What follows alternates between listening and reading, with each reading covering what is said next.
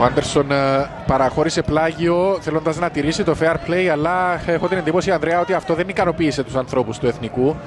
Το γεγονός δηλαδή ότι έστειλε την μπάλα σε πλάγιο ο Άντερσον και δεν την επέστρεψε, για παράδειγμα, στον τερματοφύλακα,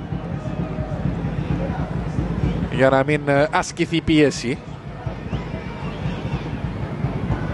Ο οποίος βγαίνει μπροστά και βρίσκει ευκαιρία. Ο Μιχαήλ αποκρούει σε κόρνερ. Πολύ καλή στιγμή για τον Εθνικό να σκοράρει ένα γκολ και να ξαναμπεί στην διεκδίκηση βαθμολογικού ωφέλους με τον Παπαγεωργίου. Εδώ ξανά η μπαγιά που βγήκε στον κενό χώρο, το σούτ από πλάγια θέση, ο Μιχαήλ σε ετοιμότητα. Δεν ήταν ο Παπαγεωργίου, διορθώνω, ο Μαρινέσκου ήταν αυτός που απείλησε την εστία της Πάφου.